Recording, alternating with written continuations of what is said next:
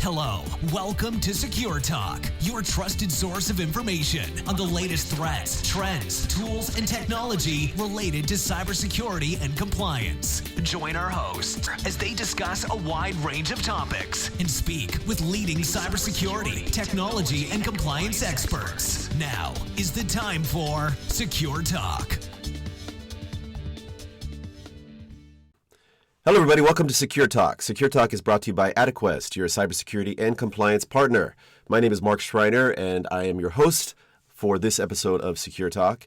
And today we're going to be talking to Zaid Al-Quraishi, who is an ethical hacker, a computer scientist, and the founder and CTO of zSecurity. Zaid, how are you today? I'm very good. How are you doing, Mark? Pretty good, pretty good. And the second question I always like to ask people is, where are you? I'm in Dublin, Ireland. Dublin. How's the weather over there? It's actually been amazing for the last month. Usually it's really bad. It's always raining, but I think global warming is having a good effect here. Well, I'm from Seattle, and everybody in the area is cheering on global warming. Not really, of course, but we all like to see the sun once in a while, right? I know, you kind of feel good about it, but bad at the same time. But what can you do? Yeah, well, enjoy it while it's there, So, hey, Zaid, you are an ethical hacker, and you're also an online educator. And I'd like to get a little bit more information about your background. But first, what is ethical hacking? Well, the way I look at it, a lot of people ask about, is this ethical? What's ethical about hacking? So we know hacking is basically gaining access to places that you're not supposed to have access to. So by the definition, it sounds like you're doing something illegal.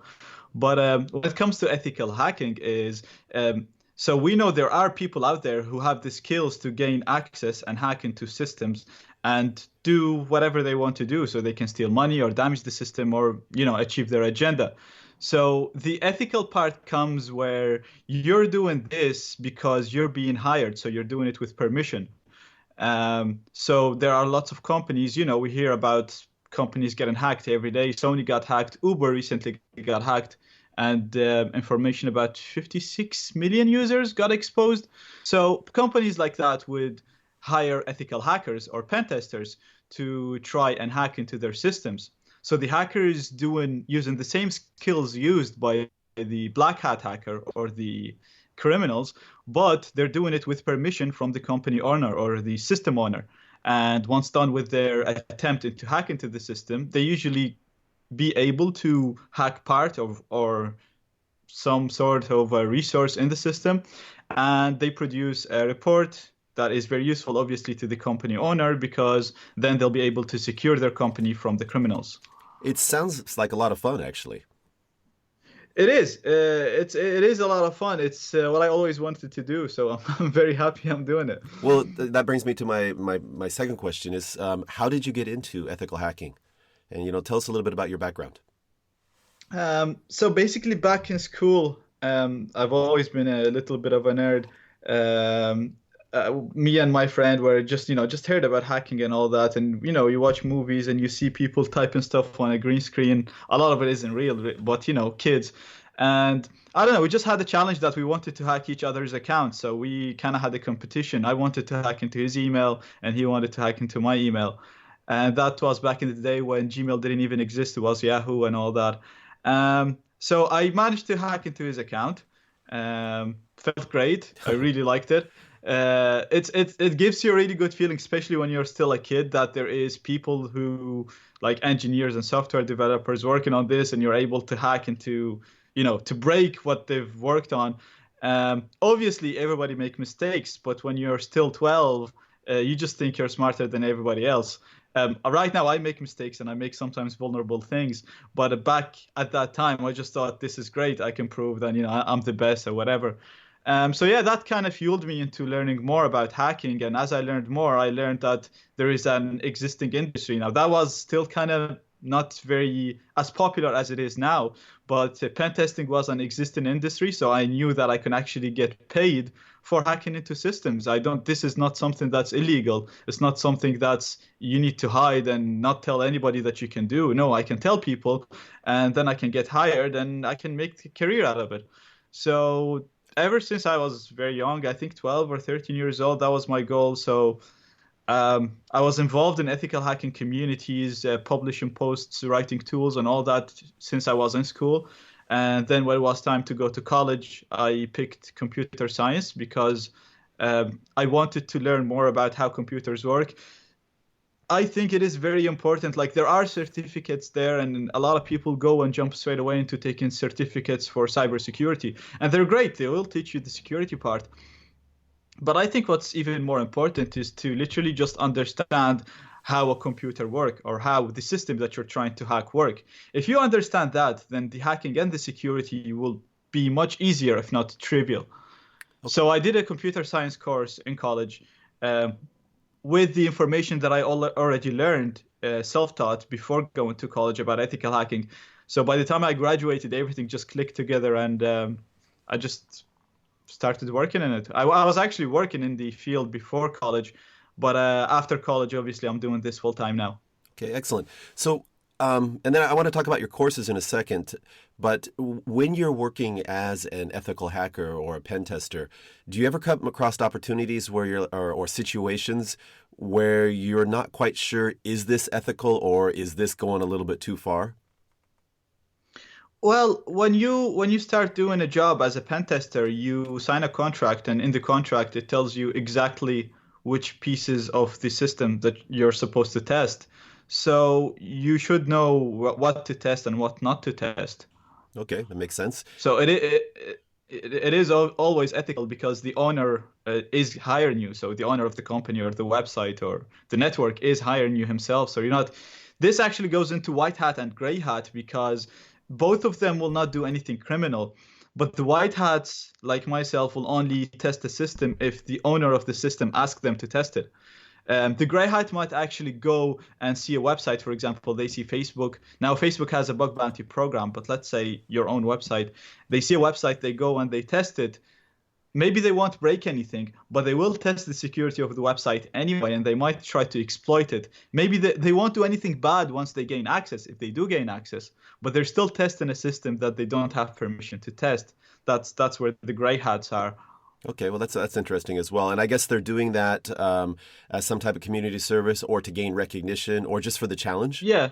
Yeah, and a lot of for the challenge, and like in a lot of the cases, by the time they exploit the website or the system, they'll actually email or contact the admin and tell him how to fix it or whatever. But they're still doing something that they're not supposed to do. It's not your play. Like it's like trying to break into a house that's not your house. Okay, you're not going to steal anything, but you're still not supposed to try to break into it. Right, and if you get caught and the cops show up, you're going to be in big trouble, right? Exactly. So, yeah, exactly. Okay, yeah.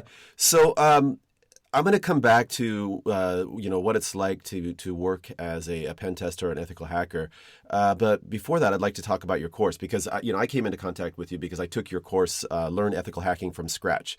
And for me, I don't really have much of a technical background. I'm kind of a mid-career pivoter into cybersecurity, and so I can't jump too far into the deep end. I thought that the course really helped people like me, get a grasp of some of the really cool tools and processes that hackers use. And I'll tell you a little bit about that. But I work in a company that we've got several people with the CISSP, et cetera. And some of the techniques that I learned from your course, I was able to go in, and people in the office are like, "Whoa, how did you do that, man?" It's pretty cool. So, how did you? Was that your first course, or how did it come about that you started doing online courses? That was actually my third recorded course. So the first thing, that's gonna go back now where the first proper ethical hacking community I started kind of getting involved in. So when I started learning hacking, everywhere, there was no such, in the Arabic industry anyway, or in the Arabic websites, because at the time my English wasn't very good. All the Arabic websites. Where are you from originally then? I'm originally from Iraq. Okay. Oh, wow. And how long have you been in Ireland? Nearly 10 years now. Okay, so wow, that must have been an interesting transition. We'll come back to that another time. Okay, so keep going with the story. Okay. Yeah, so at the time, most of the websites that had information about hacking, most of them were forums, and most of the information were information for black hat hackers, really. Like people were just showing how to, they were literally testing the things that they were showing on live websites. And a lot of it was just to show off. So a lot of it didn't really teach you how to do it. It's just showing you, look, I can do this. So you're going to have to kind of look and do your own research and try to figure out what's happening there. The first website that was a proper ethical hacking website that's legal and teaching white hat hacking and all of that was zSecurity. So I wasn't the founder of that website, but I was one of the first people who got involved in it, and I was with the team that actually worked on that website from the start. So I started posting with that website, and the website grew really big. But the website wasn't making any money. There was no ads, and there was no ideas of trying to make money out of this. The whole point was just to have an ethical hacking community. So the servers grew big, and there was no source of income for the website, and ads wouldn't really help. So the website got sold to someone else, and this person who bought it is very smart in terms of marketing, and he's more of a business guy. And he made the a training section for that website. And basically the training part of it taught everything that we were already teaching in the website. So the guy approached me and he's like, I seen all your posts and you seem like you know your stuff. I want you to make a course on network hacking.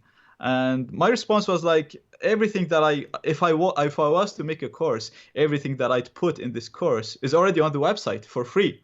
And he said, no, people look for a proper curriculum and they want to go over the steps. They don't have time to look through your posts and all that.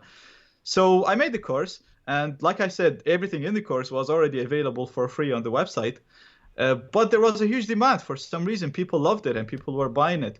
And this course was sold on the exact same website that has the posts for free. It just had them in a nice curriculum, broken down to pieces and all of that. You know, it's not just a normal post that you see on a blog.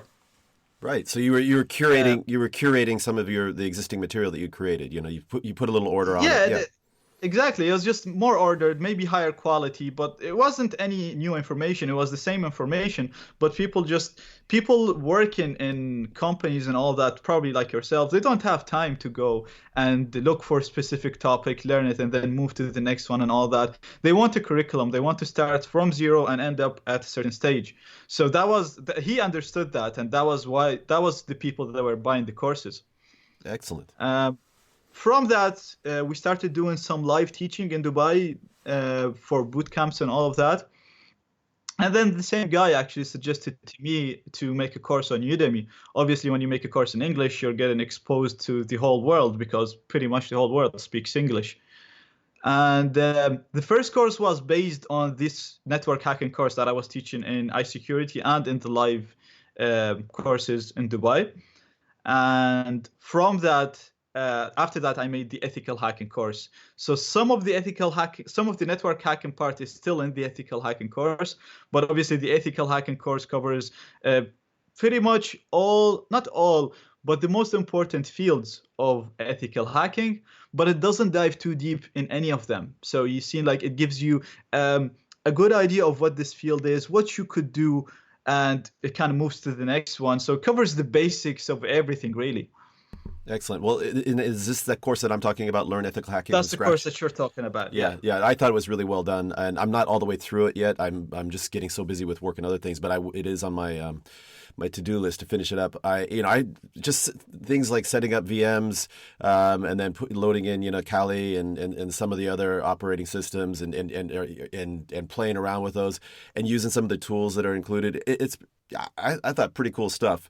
And sometimes it's a little bit difficult for somebody who's non-technical like me to follow, but you just hit replay and watch it again. And then you've got, I don't know who does your support, or if it's you, I think you've got somebody with I think it was a Korean sounding name, doing your Chunk. Your online support. Yeah. Very responsive. I mean, I post a question and I get a response back almost immediately most days. So I'm like, well, where are these guys based, man? Because it doesn't seem like they sleep. They're always very responsive. Yeah, we actually, it's me and him that always review it, but he usually answers everything unless he has a problem with something. So I review all of his answers, but I never post anything unless he's having a difficulty. Excellent. Okay, let's go through all the courses that you have right now, especially the English ones. You have Learn Ethical Hacking from Scratch. How many students? I saw some numbers online that were quite large. How many students have you had so far? In total, for that course, I'm not sure for that course. In total, for all of the courses right now, I have 150 on Udemy on its own, 150,000. But my courses are being sold on Stack Social, Stack Commerce, on my own platform, on zSecurity, and on PactPub. So in total, I have more than 300,000 students. That is amazing. And I was also looking at your LinkedIn profile, and it says that you just graduated in 2016. Is that correct? Yeah, that's correct. Dude, that is so impressive, man. I mean, it helps that you started when you were 12, but that is awesome. 300,000 students, 2 years out of or a year out of university. Well done. So, what other courses do you have? 2 years out of university. Oh, 2 years. 2018 now. Oh, you're right. Yeah, okay. I'm not technical and I'm not mathematical either. So, okay. So, what are your other courses? The other courses are, the ethical hacking course, like I said, it covers the basics of most ethical hacking fields. And then for each one of these fields, if you want to dive deeper, for example, in website hacking, I have a full course on that. So it covers more advanced attacks, it covers more vulnerabilities, and it covers more about how to properly secure websites from these attacks. So the same goes for the other courses. I have a course on social engineering. Again, it dives deeper into that. So the general ethical hacking course covers a little bit of social engineering, and then the social engineering course dives much deeper into using credential harvesters, targeting all operating systems such as OS X and Android and Linux, making more advanced Trojans and so on. Then I also have an advanced network hacking course. Similar to the other ones, this one dives deeper into network hacking, covering more secure encryptions and more secure attacks that you can launch against networks. So all of these courses are made if you want to take your skills to the next level after doing the general ethical hacking course. But all of them can also be taken on their own. So all of them still start from zero. So if you're only interested in website hacking and you know that you want to work in bug bounty programs and just get a pen testing job for websites, you can just jump into the website hacking course. There is no need to go and get the general ethical hacking course. Well, that leads me to my next question. What advice would you give to people who, maybe they already have an IT background, but they want to get more into cybersecurity, possibly, directly into, because cybersecurity itself can be quite broad as well. So let's just say that they want to get into cybersecurity, but specifically they want to get into either pen testing or ethical hacking, those type of roles. What advice would you give people? Well, if they already have an IT background, I think the best thing to do is to go ahead with certificates, to try and go get some certificates. Look for what field you're looking for. So if you're looking for example, just pen testing, then offensive security certificate is one of the best right now. So you just want to go ahead, and that exam is challenging. So you wanna do maybe some of my courses. They also give you training materials for that. So you want to make sure you understand that and you're confident to go into the exam. Once you have that exam with your IT background, then you should be able to go ahead and start applying for jobs.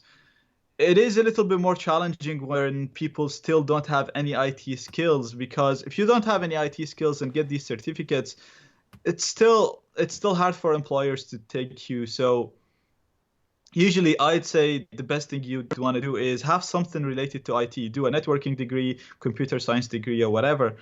And as you do that, you can do what I did, get involved in ethical hacking communities, learn as much as possible while you're doing your course, and get involved, write code, write posts, maybe do internships. By the time you graduate, there is a very high chance you'll get a graduate job in cybersecurity. So by the time I graduated, I actually got 3 jobs in pretty good companies to work in a graduate position. And these graduate positions they assume you still don't have a lot of skill. So they'll actually pay you, they'll train you, and they'll pay for you to go ahead and do the certificates that I was just saying. And at the same time, you'll get experience because they will give you work to do. So these are great places to start and break into the industry. That's awesome. And how about somebody like you? I mean, how do you continue to learn?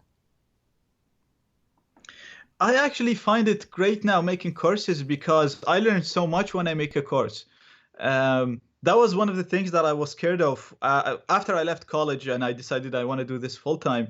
Um, I was spending a lot of time making courses, and I was scared that I'm just going to be teaching what I already know. Like, how am I going to advance? How am I going to learn more? But I actually learned so much as I make courses because, for example, now I'm working on a Python course for hackers. So it teaches Python programming and ethical hacking at the same time. And I already know Python and I already know hacking. But when I go ahead and try to teach a topic, and I've used, for example, I'm teaching a function or I'm teaching a library, and I've already used this library in some of my programs that I made before. But when it comes to teaching it, you really have to understand exactly how this library works if you want to teach it properly. So I have to spend a day or two spending it experimenting with it and make sure that I understand all of the functions and all of the things that it does. And by the time I'm done with it, I've learned so much. So as I make these courses, I actually learn a lot. And also sometimes some of the questions that the people ask are very challenging. So I'd actually have to go and do some research myself and test them on my lab. And that also helps me to learn more. Yeah, I think there's a famous Latin phrase that I can't remember right now that says something like to teach is to learn, or the best way to learn is to teach. And I know, for example, for me, doing this podcast and writing blog posts, I've got to do some preparation, I've got to do some research, and I end up coming out, hopefully, usually more knowledgeable on the topic. So yeah, exactly. Yeah. That's great. When you were, since you started on this journey towards becoming an ethical hacker and then an ethical hacking educator, have you come across people that have influenced you? Like, do you have any hacking heroes or great teachers? Heroes. Well, when I was young, I used to look up to all of the kind of legendary hackers. One of them is Kevin Mitnick. So that's the one that has movies, books, and everything. I was influenced about movies as well. I like watching movies, and at the time I thought everything I've seen in movies is true. So you just see a guy with a console writing stuff, and everything just comes to reality. But it was very interesting, just the fact that you can go ahead and break the rules, and yeah. It feels good. It's hard to explain it, but it feels good once you actually gain. Even when you're doing this for a pen test and you're getting hired by this big company and they think they have the best software and everything, and you go ahead and tell them, "Oh, look, this is how I got there." It's a great feeling. Yeah, you have to do it to know. It's kind of like a puzzle, right? And you're getting paid to solve the puzzle, right? Yeah. I mean, you mentioned earlier about the, what did you call it? The hack bounty, or what was the word you used? Bug bounty? Bug bounty, yeah, excuse me, bug bounty. Talk a little bit about how that works, and then talk about like maybe some of the best examples that you've seen, or most interesting examples that companies have conducted. So these are actually not very old. Like the recent when companies started doing them. So, like I said, sometimes you have grey hat hackers who would go ahead and just test the security of websites anyway, and maybe they'll email the admin and tell him, "I've managed to do this." So companies like Google and Facebook thought about this, and also they also get black hat hackers gaining access to their systems and hacking them, and all they do is deface the website, for example, say hacked by whatever his name, just to show off and show what they did. And that's where the forums that I actually learned from that I was talking about before there were ethical hacking communities. Black hat hackers used to just go and show off and sometimes just hack famous websites and just put their name on it. So companies like Google and all of them came up with an idea of literally inviting people to go and hack into the website. And if you do, email us and we'll pay you for the vulnerability that you found. So how much? It depends on what you discover. So you might discover something that's minor. They won't pay you anything. You might discover a critical flaw and they'll pay you up to 100,000. I think some of the highest bounties.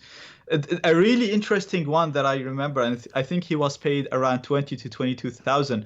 It's very simple, and it's pretty recent. I think it was last year or 2 years ago. Someone discovered a way to log in into any Facebook account without having to send that person a keylogger or anything, without having to make any contact with that person. And the way they did it is, when you go on Facebook and click on the reset password, Yes. they'll send you a message or an email with a code to reset your password.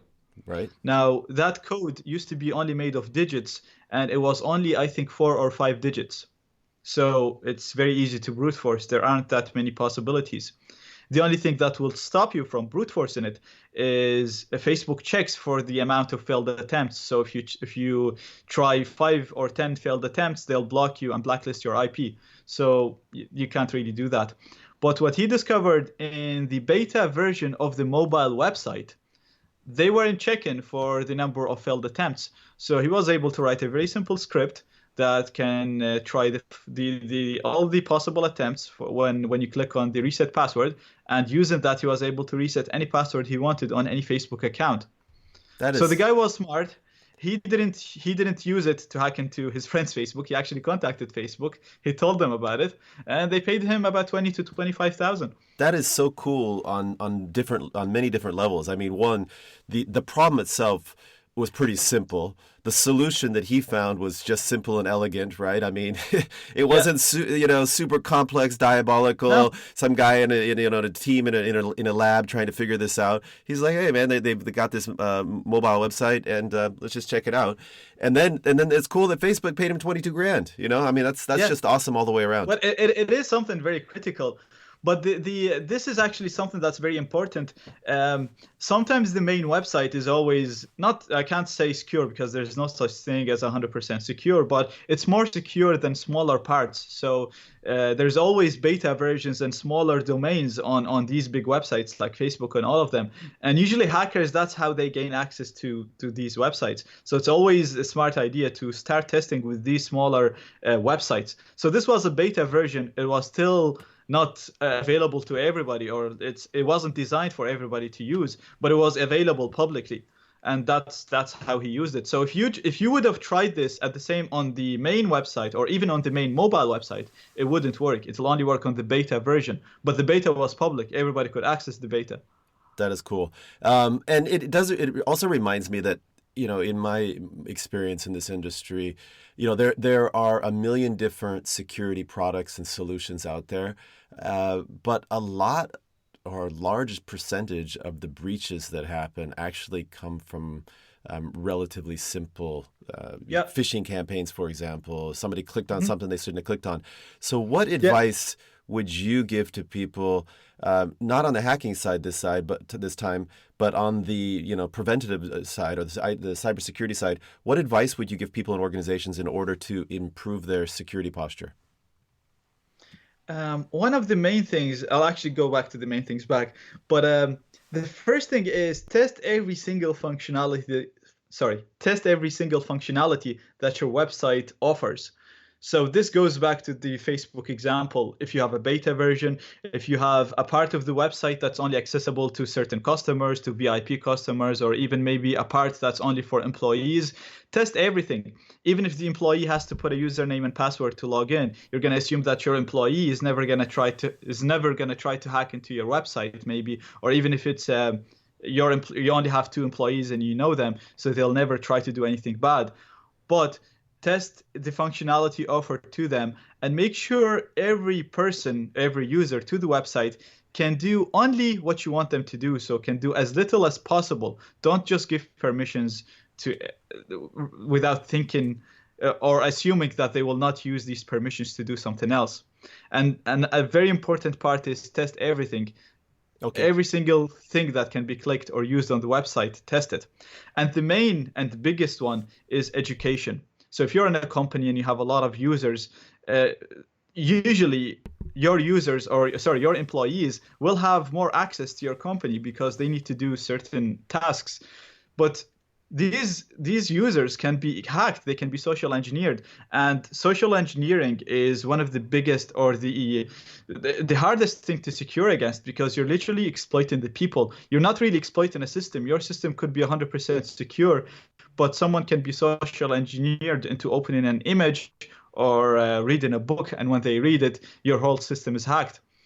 Yeah. So education is very, very important. I think that's some really good advice. On the permissions thing, we oftentimes go into organizations and they will have a large number of global admins. And we're like, why do you have so many global admins? And they're like, well, we need them from time to time. And so a lot of times we advise companies is nobody should ever be a full-time global admin. You can elevate their permissions for an hour, a day, or whatever time.